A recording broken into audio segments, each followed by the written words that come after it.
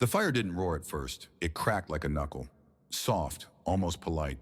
Then came the groan, deep wooden, like the house itself was trying to warn her.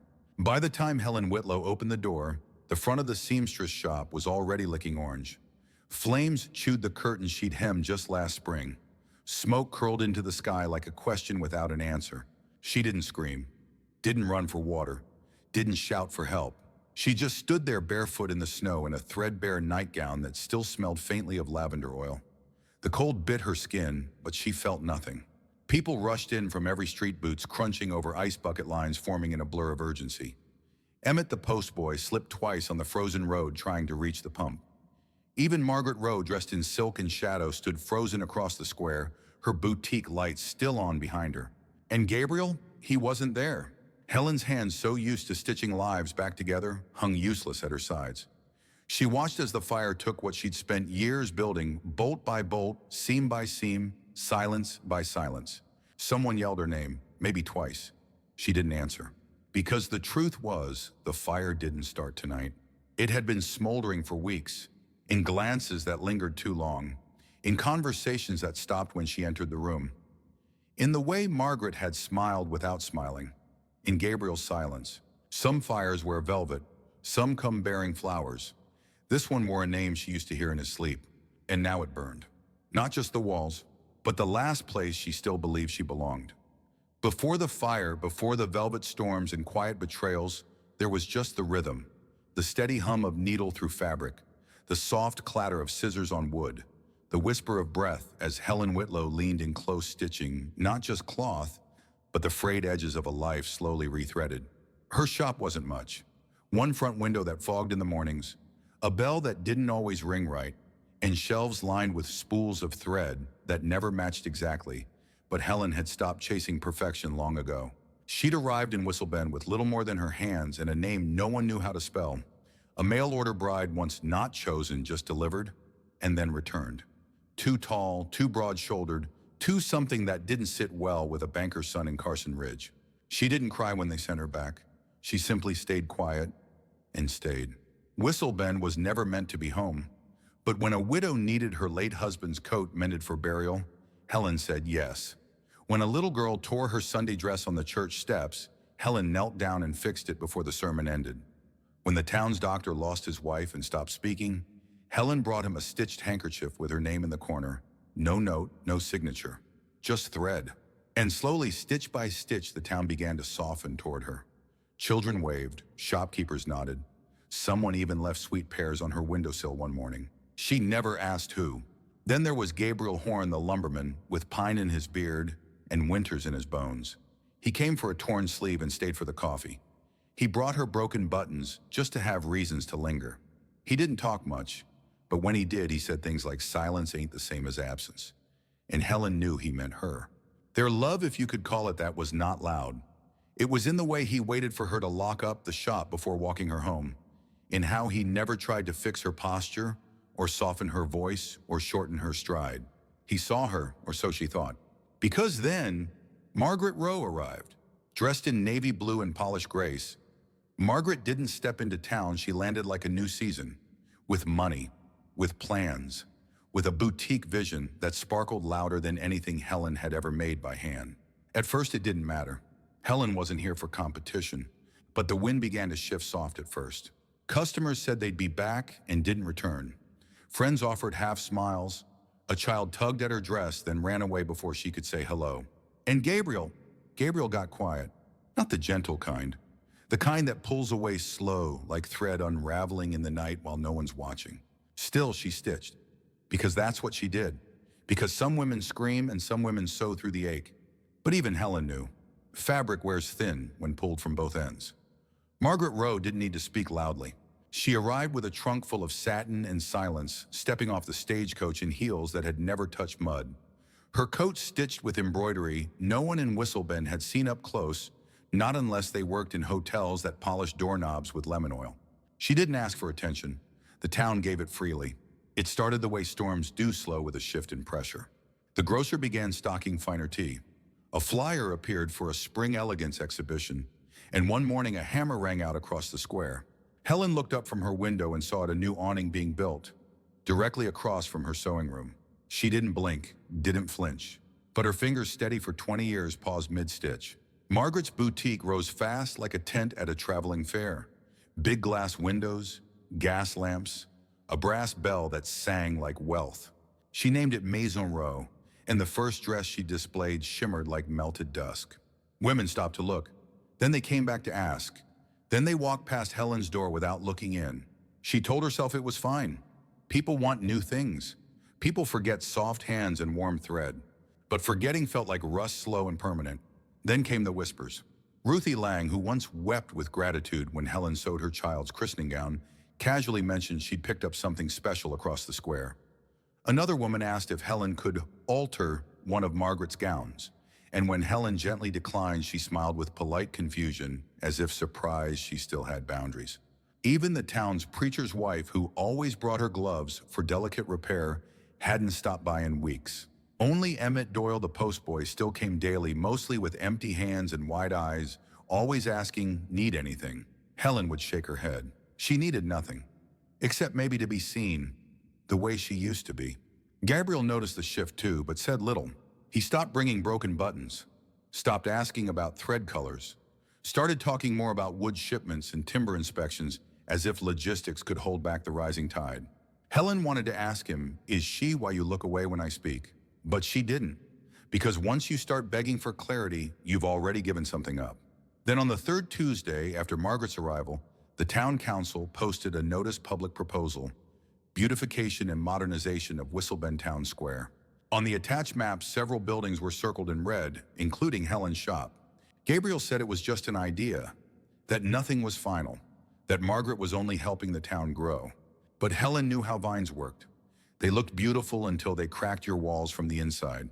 One evening, Margaret stopped by the boarding house. She didn't knock like a stranger. She moved like someone born to be let in. Helen led her to the parlor, offered tea. Margaret declined.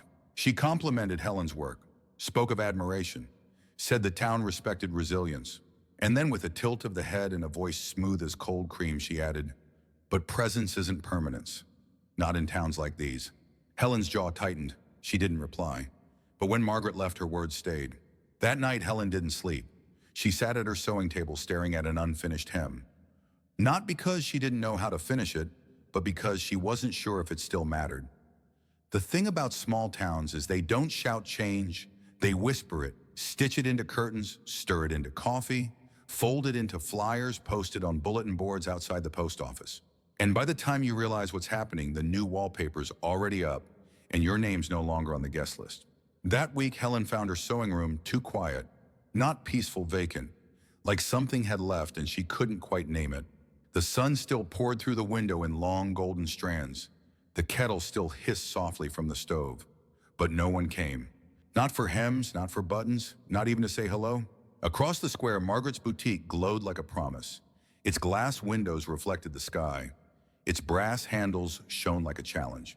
Helen tried not to look, tried to focus on the half-darned vest in her lap. But even the fabric felt foreign now, too smooth, too thin to hold anything real. That afternoon, Ruthie Lang stopped by, not for work, just to talk. She brought pie, said she'd meant to visit sooner, said her sister was ordering a dress from Margaret's shop just for the spring dance. Helen smiled politely. Her voice stayed even, but something inside her slipped like a knot untying.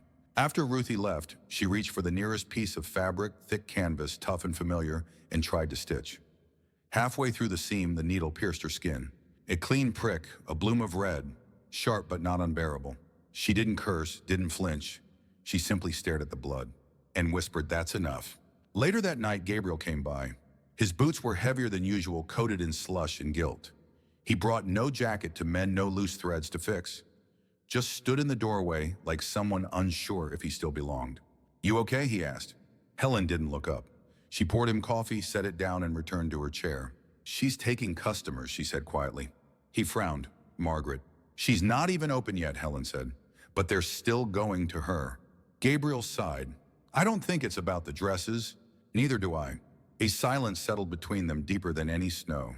He sat, folded his hands, looked at the cup but didn't drink.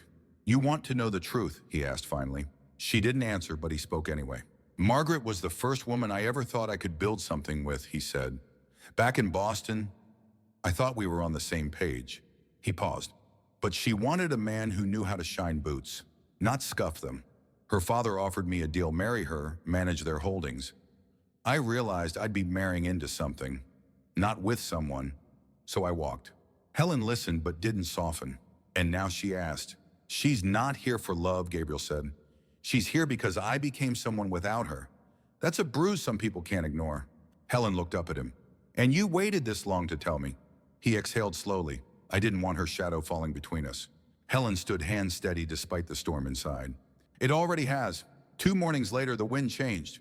Not the kind that knocks shutters or scatters leaves, but the kind that hums low through the bones like a warning only the weary can hear. Helen felt it in her spine before she even lit the stove. The town was too quiet even for winter. No children shouting, no horses clopping past the inn, no laughter from the bakery window. Just the wind, and the weight of something she couldn't name. A soft knock came around mid-morning. Not at the front door, at the back, where customers never went, where only truth knocked. It was Emmett holding a small weathered envelope, corners curled like dry leaves. This came through the mail a while ago, he said, not quite meeting her eyes. Got misplaced at the depot. Thought, maybe it still mattered. She turned the envelope over in her hand. No return address, just her name written in a script she knew better than her own. Gabriel's. She waited until Emmett left, waited until the kettle whistled and cooled again, then sat down at the table and slid it open. There were only a few lines inside, fewer than she expected, but every word sat heavy like soaked cloth. I never knew how to say it right. You never needed the words anyway, but here they are in case I never find the courage to speak them out loud. You made me feel whole without asking me to be fixed. You stitched silence into safety. You never asked for more than I had to give, and still, you gave more than I deserved. If I'm lucky, I'll spend the rest of my days trying to be worthy of what you already saw in me. Gee, Helen sat still for a long time. She didn't cry, didn't fold the letter back up. She just let it rest on the table like it belonged there, like maybe it always had. That night, she removed every dress pattern from her shelves. One by one, she folded them flat and placed them in a box. Not out of anger, out of knowing. The kind of knowing that makes space instead of clinging. The next morning, Margaret knocked again. This time she wore no silk, just a wool coat plain and dusted with frost. Her gloves were mismatched. Helen let her in. They sat in the parlor with no tea, no small talk. Margaret glanced around the room, eyes landing on a faded photo of Helen's mother tucked in the bookshelf. I didn't come to fight, she said. Helen didn't answer. I came to say, I admire what you've built here. Margaret continued, voice softer than Helen had ever heard it. People listen when you speak and when you don't. Helen's voice was low but steady. If you came to measure me again, Margaret, I hope the tape's longer this time. Margaret offered the ghost of a smile. Oh, I don't measure anymore, I observed. But observation reveals plenty. She rose to leave, then paused by the door. You have a rare presence, Miss Whitlow. But presence isn't permanence. Helen stood slowly, taller than she'd felt in weeks. No, she said, but permanence is built, and not everyone's a builder. Something flickered in Margaret's eyes. Maybe recognition, maybe regret. Then she nodded and stepped outside, disappearing into the wind like a line unstuck from a seam. Helen stayed where she was. Her hands trembled not from fear but from fire. Later that evening, Gabriel returned. I heard she came by, he said. She did. She say much, not with her mouth. He moved closer, reached gently for her hand. She pulled back, not with anger but caution. I just need a little space. He nodded. I'll wait. When he left, she turned back to her sewing table, lit the lamp, picked up her needle, and stitched. Because storms didn't always howl. Some came quiet, some wore silk, some walked straight through your front door and left the windows open behind them. It started with a pop, a sharp, almost silly sound like a cork from a bottle or a knuckle cracking in the cold. Helen barely registered it. She was pressing a hem flat the lamplight, throwing golden rings onto the wood floor. Then came the groan, deep, wooden, like the old bones of the building were sighing no warning. She turned just in time to see the orange lick at the corner of the curtain. Then the bloom, wild and sudden like rage, let loose after years of biting its tongue. The room lit up like memory, too fast, too alive. She grabbed the bucket near the stove, instinct more than logic, and threw water at the baseboards. But the flame laughed. It climbed, it devoured. By the time she made it outside, the front of the shop was already glowing against the snow. People came running, Martha from the boarding house, Mr. Winslow from the stable. Even Emmett in mismatched boots slipped twice on the ice trying to reach the water pump. Helen stood still, in her nightgown, barefoot, hair loose down her back. She didn't scream, didn't shout orders, didn't cry. Because deep inside her chest, past the worry, past the ache, something whispered. It wasn't the fire that started it. Gabriel arrived seconds later, breath puffing like smoke shovel in one hand, coat half buttoned. He didn't look at her, just charged into the chaos like it owed him something. Across the square, the lights of Maison Row flickered, and on the steps stood Margaret wrapped in nothing but a silk nightrobe, her arms crossed, tight, her eyes fixed on the flames, as if watching a life she hadn't meant to set loose. Helen's feet moved without permission. She crossed the icy street, stepped onto the boutique steps, and reached out. "We need to move." Margaret didn't resist, didn't speak. She let Helen pull her by the wrist away from the blaze toward the safety of the boarding house. By the time the bucket line faltered, Helen's shop was no more than a blackened rib cage. Smoke rose into the night like the last line of a letter never sent. No one was hurt, but something vital had died. Later that night, when the heat had turned to embers and the murmurs faded into exhaustion, Helen sat on the porch, a blanket over her shoulders, the smell of smoke still clinging to her skin. Gabriel found her there, hands red from the cold voice, thick from ash. "They think it was the chimney," he said. "Faulty flue." She didn't answer. "But some folks, they're saying other things." She turned slightly, eyes still on the glowing ruin. "You mean Prescott?" He nodded. "He's been stirring the pot since the vote didn't go his way." Silence. Snow fell in slow spirals. Gabriel stepped closer. "What you did," he said quietly, pulling her from the square, standing beside her, while everything she clung to turned to ash. "That mattered." Helen shook her head. "She would have done the same." "No, Helen, she wouldn't have. That's the difference." She didn't argue, didn't agree, just closed her eyes. For the first time in weeks, she let herself feel everything. The loss, the betrayal, the tenderness that somehow still lived underneath the rubble. The next morning, Margaret returned. No announcement, no entourage. She stood in the boarding house parlor like someone unsure of what to do with her hands. "I'm not rebuilding," she said. "Not here." Helen looked at her, not with anger, but with the kind of tired wisdom only fire grants. "I came west chasing something," Margaret continued. "Maybe a new empire. Maybe an old ghost. But all I found was how little I knew about standing still. You knew. You let things grow." She reached into her coat pocket and pulled out a folded paper. "The deed to the boutique plot," she said, setting it on the table. "It's yours. Do what you want. Build something lasting." Helen blinked once. "Why and why not?" Margaret met her gaze. "Because for the first time I envy someone who earned what I always expected." She turned toward the door, paused. "Tell Gabriel I never hated him," she added. "I just hated who I couldn't become." Then she left, and this time she didn't look back. Spring didn't arrive with a flourish. It crept, quiet as Helen's footsteps across the charred earth. The boutique lot, once golden lit and full of lace, was now bare bones and black soil. But to Helen, it wasn't an end. It was blank canvas. She didn't clear it right away, didn't draft new floor plans or order window glass. She came each morning with a tin watering can and a folding chair. At first just to sit, then to listen. The ground was scorched, yes, but not dead. Beneath the ash, she noticed tiny shoots pushing through. Weeds maybe, or something braver. Gabriel came by often, but differently now. He didn't bring apologies or explanations, just tools. A rake, a sack of seeds, a pot of coffee that stayed hot well into afternoon. One morning he handed her a box wrapped in blue twine. Inside was a dress form, hand-carved vintage, smooth from use. A note rested against it, written in his familiar hand. "For your next chapter, make it yours, G." She ran her fingers over the wood. Not trembling, steady. It wasn't until a week later that she spoke her idea aloud. "I don't want to rebuild the shop," she said, standing with her back to the rising sun. Gabriel paused mid-hammer. "Then what?" "A place for stitching still," she said, "but not just garments." He waited. "For girls who don't get picked. For women who were told they take up too much space. For hands that need something to hold or something to make or just somewhere to rest." He didn't say much, but he kept building. The townsfolk noticed. Martha started showing up with canned peaches and fresh nails.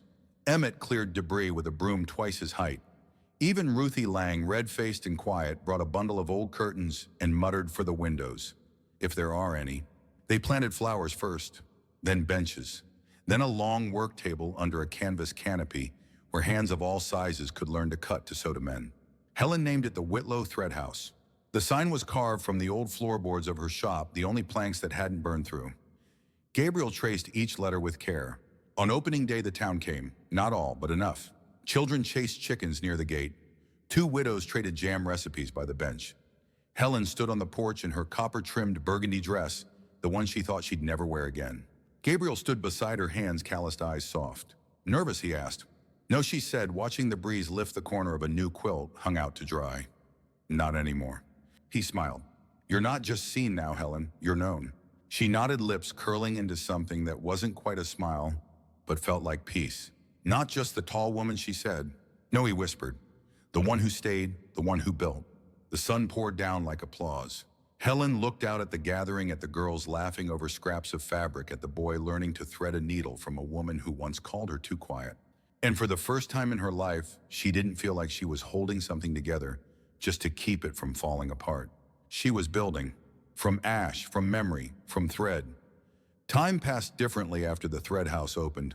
Not faster, not slower, just kinder. Spring warmed into summer, and with it came soft laughter beneath the canopy, the sound of scissors snipping over linen, and stories told in half sentences between stitches. Helen didn't speak much during those sessions. She didn't need to. The girls who came already understood. Some were tall, like she'd been awkward in their own skin. Some had hands that trembled or eyes that stayed on the floor. A few spoke only in colors, bringing scraps of fabric so bold they almost said the things they weren't ready to say out loud. And that was enough. Gabriel built shelves for them, one for every name. Not names given at birth, but names chosen in quiet. The seamstress, the stitcher, the one who mended me. Helen's shelf had no label, but everyone knew which one was hers. Margaret didn't return, but her name softened with time. No one spoke ill of her. No one needed to. She had left a deed and a wound, and maybe that was enough to call it grace. Emmett grew taller. His boots began to fit. He came by less often, but always brought something. When he did a spool of thread, a new joke, a letter from a cousin out east who asked if Whistlebend was still real. It was one late afternoon, long after the last girl had gone home, and the sun spilled gold across the workshop floor. A child stood at the gate. She was small, with hair the color of dried wheat, holding a bundle wrapped in old flannel. Helen opened the gate slowly. Is this the place, the girl asked? What place, Helen asked in return, crouching low. The child's voice dropped to a whisper. The place where brave things are made. Helen looked at the bundle. Inside was a torn apron, a broken thimble, and a tiny notebook filled with shaky drawings of dresses. She nodded. No, she said softly. But this is where they come, when the world forgets how brave they already are. She let the child in. That night, Helen sat alone in the Thread House, the oil lamp humming like an old friend. She looked around, not at the walls, but at the echoes. The dress form Gabriel gave her stood by the window, now patched with scraps from every student. A mosaic of becoming. She reached into her drawer and pulled out Gabriel's letter. It was worn now, read 100 times, folded along the same lines. She didn't read it again, just held it. The door creaked open behind her. Gabriel stepped in holding 2 mugs of coffee. I thought maybe he said you weren't finished yet. She took the mug. I never am, she replied. But I've come farther than I ever thought I would. They sat in silence. 2 people who had once watched everything burn, now watching something bloom. Outside, the wind moved through the prairie grass, gentle and sure. No fanfare, no applause. Just the kind of quiet that stays long after a story ends. And in Whistlebend, a place where once she had been forgotten, Helen Whitlow was no longer just seen. She was known and remembered. By the seams she stitched, by the people she held without asking for thanks, by the wind that still carried her name. If this story reminded you of someone who stitched you back together, even in silence, leave a thought in the comments, or just stay a while. There's always room here in the still winds of the West. Subscribe not for the numbers, but so the quiet ones are never forgotten again.